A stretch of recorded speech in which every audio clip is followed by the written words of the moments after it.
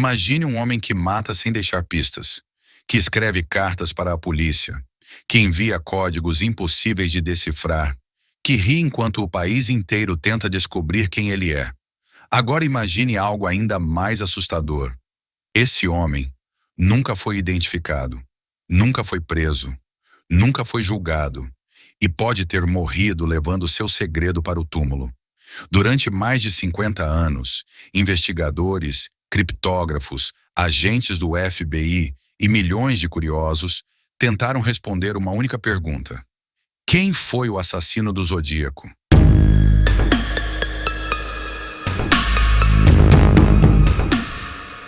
Hoje, você vai conhecer uma das histórias mais perturbadoras e inexplicáveis da criminologia moderna. Um caso real. Não apenas pelos assassinatos brutais, mas principalmente porque, diferente da maioria dos serial killers famosos, a identidade do criminoso nunca foi oficialmente descoberta. O homem que se autodenominava Zodíaco atuou no final da década de 1960 no norte da Califórnia, nos Estados Unidos. E o que o tornou único não foi apenas a violência, foi o fato de que ele transformou seus crimes em um espetáculo psicológico. Enquanto outros assassinos tentavam se esconder, o Zodíaco fazia exatamente o oposto. Ele se expunha, provocava, escrevia, desafiava e parecia sentir prazer não apenas em matar, mas em assistir ao país inteiro tentar, em vão, descobrir quem ele era. O Zodíaco não foi um serial killer comum. Ele foi possivelmente o primeiro assassino da história a construir conscientemente uma persona pública. Ele escolheu um nome, criou um símbolo, inventou uma assinatura e passou a se comunicar diretamente com a imprensa e com a polícia. Nas cartas que enviava, ele não se chamava de assassino. Ele se apresentava como Zodíaco, um nome enigmático, sem rosto, sem identidade, sem passado conhecido. E a partir daquele momento, o crime deixou de ser apenas investigação policial. Passou a ser um fenômeno nacional. Essa é uma das primeiras grandes dúvidas do caso. Oficialmente, a polícia conseguiu ligar com segurança o Zodíaco a 5 assassinatos confirmados e 2 sobreviventes que escaparam por pouco. Esses crimes aconteceram entre dezembro de 1968 e outubro de 1969. Porém, nas cartas que enviava, o próprio Zodíaco afirmava algo muito mais assustador. Ele dizia ter matado 37 pessoas. Mas aqui começa o primeiro grande mistério. Ele estava dizendo a verdade, ou estava mentindo para parecer mais poderoso? Até hoje ninguém sabe. Muitos investigadores acreditam que ele exagerou deliberadamente seus crimes. Outros suspeitam que existem vítimas nunca identificadas, e essa incerteza transforma o Zodíaco em algo ainda mais perturbador. Talvez o número real de mortos nunca seja conhecido. No início, nada indicava que aquele seria um dos maiores enigmas da história criminal. Os primeiros ataques pareciam crimes isolados. Jovens atacados em lugares afastados. Tiros disparados à noite. Um agressor que fugia rapidamente. A polícia tratava tudo como homicídios comuns. Mas então, algo mudou. Após um dos crimes, jornais começaram a receber cartas estranhas. Cartas assinadas com um símbolo misterioso. Cartas em que o autor descrevia detalhes dos assassinatos que só o verdadeiro criminoso poderia conhecer. E junto dessas cartas vieram os códigos, mensagens cifradas, desafios matemáticos, ameaças públicas, provocações diretas à polícia. Foi nesse momento que os investigadores perceberam. Eles não estavam lidando apenas com um assassino.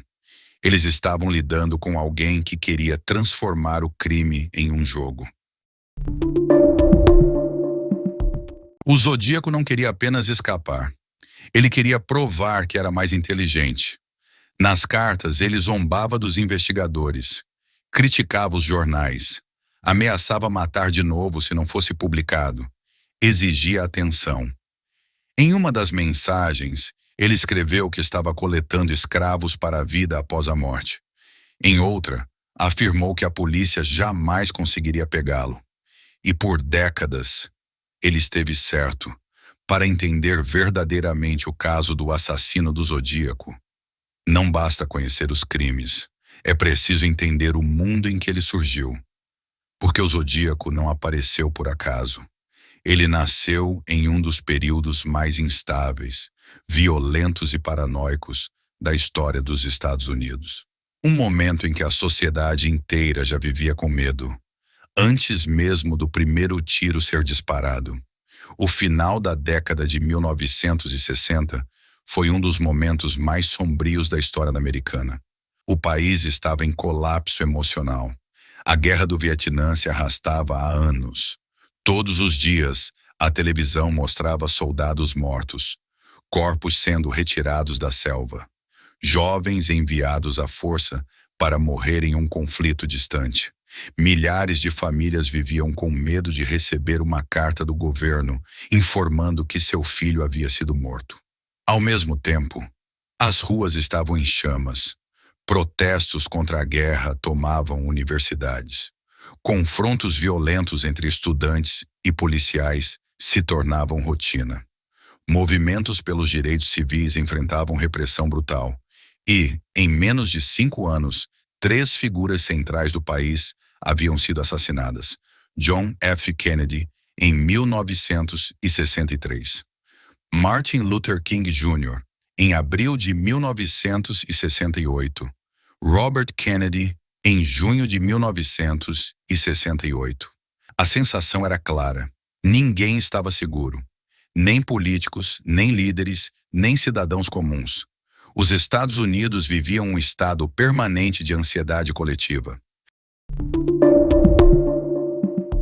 Enquanto o país se fragmentava, a Califórnia se tornava o centro de uma revolução cultural, especialmente a região da Baía de São Francisco. Naquele período, São Francisco era o coração de movimentos hippies, liberdade sexual, uso aberto de substâncias psicoativas, contestação política e comunidades alternativas. O famoso bairro de Haight-Ashbury reunia jovens de todo o país que pregavam paz, amor e liberdade. Mas havia um lado oculto dessa utopia.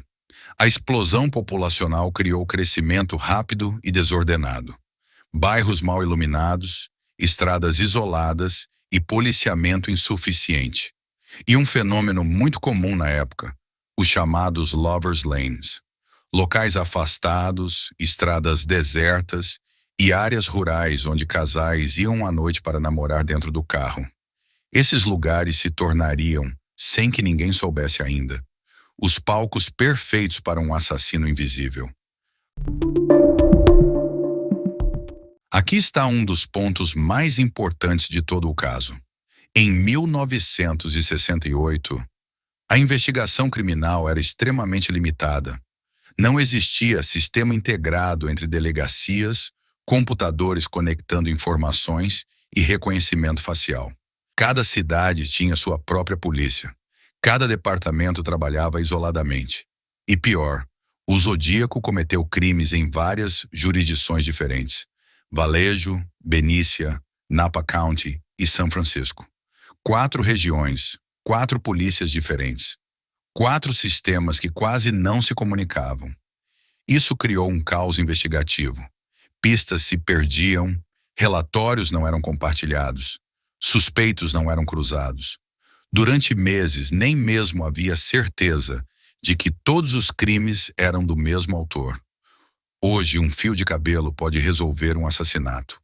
Na década de 60, isso era impossível. A ciência forense da época se baseava em impressões digitais parciais, tipagem sanguínea básica, testemunhas oculares e análise balística extremamente limitada. Não existia DNA, Banco Nacional de Impressões Digitais e comparação automatizada de projéteis. Se o criminoso usasse luvas, limpasse a arma e não deixasse objetos pessoais, Ele praticamente se tornava invisível. O Zodíaco agiu exatamente nesse vácuo tecnológico. Não havia câmeras, não havia pedágios eletrônicos e não havia rastreamento. Um homem podia atravessar condados inteiros, sem deixar absolutamente nenhum rastro. Outro elemento histórico crucial. O caso do Zodíaco aconteceu exatamente quando a mídia americana entrava em uma nova fase. A televisão se tornava dominante. Os jornais competiam ferozmente por manchetes, o sensacionalismo começava a crescer. Crimes violentos vendiam e mistérios vendiam ainda mais. E pela primeira vez, um assassino percebeu algo revolucionário. A imprensa podia ser usada como arma. E então, no final de 1968, em uma estrada escura da Califórnia, 2 adolescentes seriam encontrados mortos dentro de um carro, sem saber que aquele crime marcaria o início de um dos maiores enigmas da história criminal. Tudo estava alinhado. Um país traumatizado pela guerra, uma juventude em crise, uma polícia despreparada, uma ciência forense atrasada, uma mídia faminta por histórias chocantes e um criminoso que surgiria exatamente nesse ponto de ruptura. O contexto histórico do Zodíaco não foi coincidência, foi o ambiente ideal.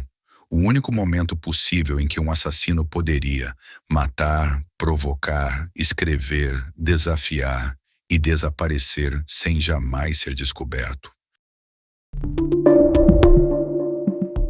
Mas antes, só um recadinho. Se você se interessa por casos reais que permanecem sem respostas, considere se inscrever no canal. A sua inscrição ajuda esse arquivo a continuar aberto. Se existe um elemento sem o qual o assassino do Zodíaco jamais teria se tornado uma lenda, esse elemento é a imprensa. O Zodíaco não foi apenas um criminoso, ele foi possivelmente o primeiro serial killer da história a entender o poder da mídia e a usar os jornais como parte central de seus crimes. Sem os jornais, sem as manchetes, sem as cartas publicadas, o nome Zodíaco talvez hoje fosse apenas mais um arquivo esquecido em uma delegacia empoeirada. Mas graças à imprensa, o assassino deixou de ser um suspeito invisível e se transformou em um personagem nacional. No final da década de 1960, os jornais americanos viviam uma transformação profunda. A televisão começava a roubar audiência. Os jornais precisavam competir e a maneira mais rápida de chamar atenção era simples: crimes, violência e mistério. As manchetes sensacionalistas vendiam mais exemplares. Casos estranhos garantiam leitores fiéis. E quando um criminoso começou a escrever diretamente para as redações, os editores perceberam que estavam diante de algo inédito. Em agosto de 1969, 3 dos maiores jornais da Califórnia receberam envelopes quase idênticos: San Francisco Chronicle, San Francisco Examiner e Vallejo Times Herald. Dentro deles havia uma carta manuscrita, um pedaço de um criptograma e uma ameaça clara. O autor afirmava ser o responsável por 2 ataques recentes e fez uma exigência perturbadora.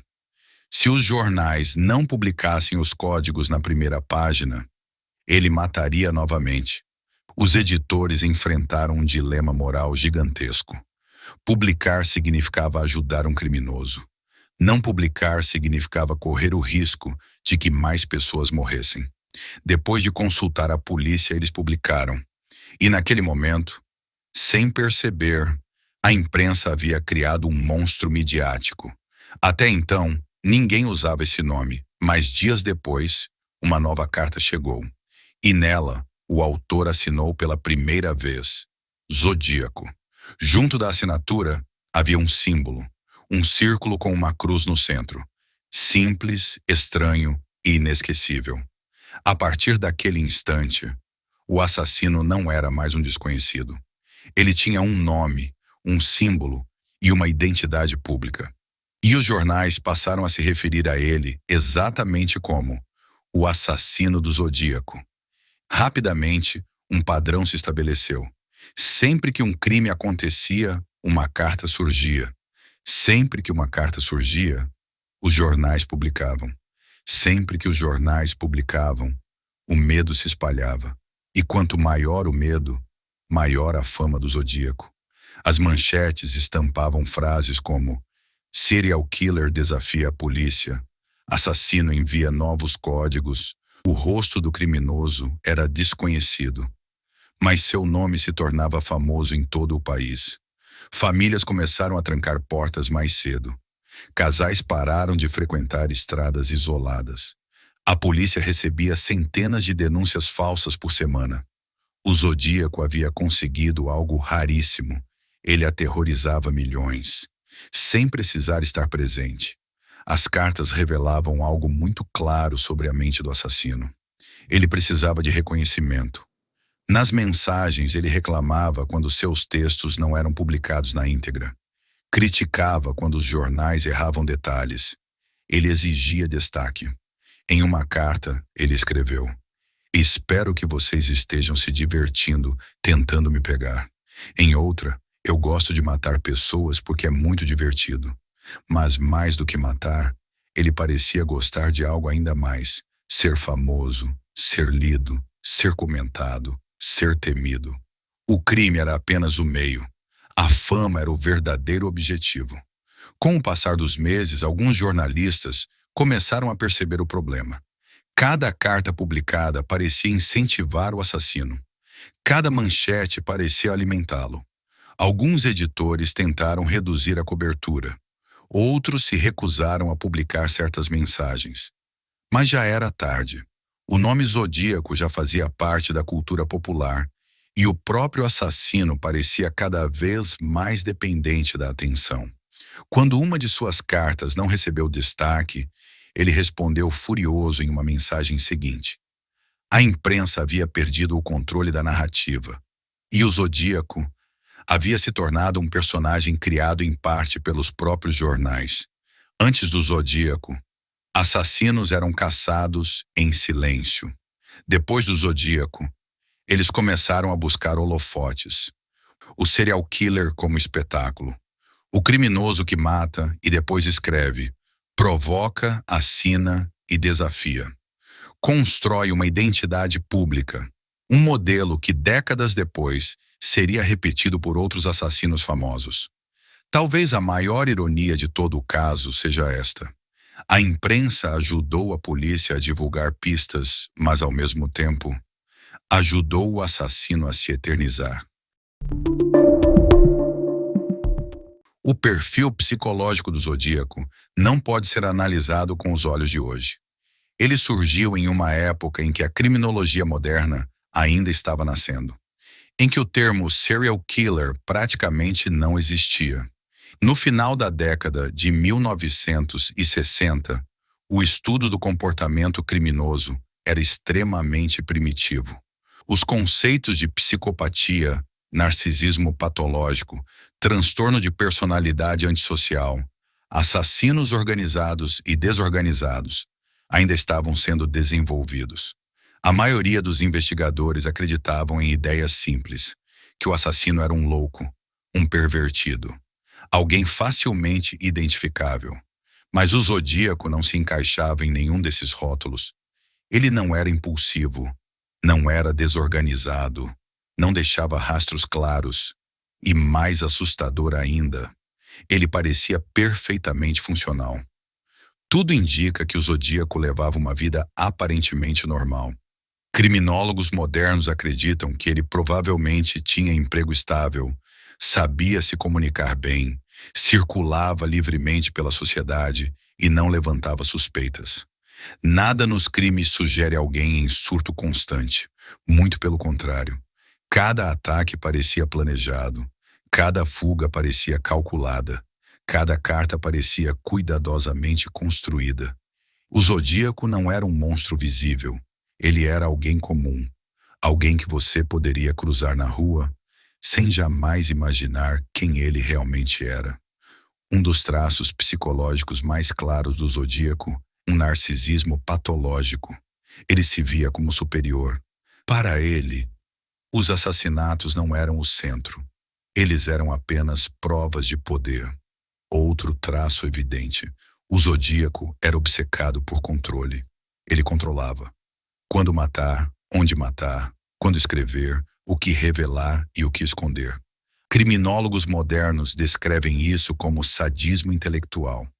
O prazer não vinha apenas da dor física das vítimas, mas do sofrimento mental coletivo, da sensação de dominar milhares de pessoas ao mesmo tempo. O Zodíaco era altamente organizado, inteligente acima da média, capaz de planejamento a longo prazo, emocionalmente frio e sem empatia real. Havia algo ainda mais incomum. Ele usava símbolos, criava personagens, falava sobre vida após a morte, escrevia sobre escravos no além. Isso sugere uma mente que misturava fantasia, delírio de grandeza, crenças pessoais distorcidas e um senso quase religioso de missão. Alguns psicólogos acreditam que ele não matava apenas por prazer, mas porque acreditava estar cumprindo um papel especial. Essa é uma pergunta que divide especialistas até hoje. Tecnicamente, o Zodíaco não se encaixa no conceito clássico de insanidade. Ele sabia exatamente o que estava fazendo, planejava seus atos, entendia consequências e evitava ser pego. Isso indica que ele era juridicamente são, mas emocionalmente, profundamente distorcido. Provavelmente portador de transtorno de personalidade antissocial com traços narcisistas extremos e sadismo psicológico. Em termos modernos, ele seria classificado como um psicopata funcional altamente inteligente. Talvez o aspecto mais revelador do perfil do Zodíaco seja este. Ele não suportava o anonimato. Mesmo sem mostrar o rosto, ele precisava ser reconhecido. Cada carta era um pedido disfarçado. Olhem para mim. Leiam minhas palavras. Reconheçam minha genialidade. Ele queria ser temido, mas acima de tudo, queria ser lembrado. Oficialmente, o Zodíaco é responsável por Betty Lou Jensen, David Faraday, Denine Ferrin, Cecelia Shepard, Paul Stein e 2 sobreviventes, Michael Mageau, Brian Hartnell. Mas mesmo esse número é incerto. O próprio Zodíaco dizia ter matado dezenas. Alguns investigadores acreditam que existem vítimas não reconhecidas. Essas vítimas não morreram em silêncio. Elas se tornaram parte de um dos maiores mistérios da história. Mas enquanto o nome Zodíaco virou lenda, os nomes das vítimas merecem ser lembrados. Para você que assistiu até aqui, quer receber mais informações sobre este arquivo? Deixe nos comentários. Eu quero a parte 2. E não se esqueça de curtir o vídeo e compartilhar com seus amigos. Muito obrigado e até o próximo arquivo.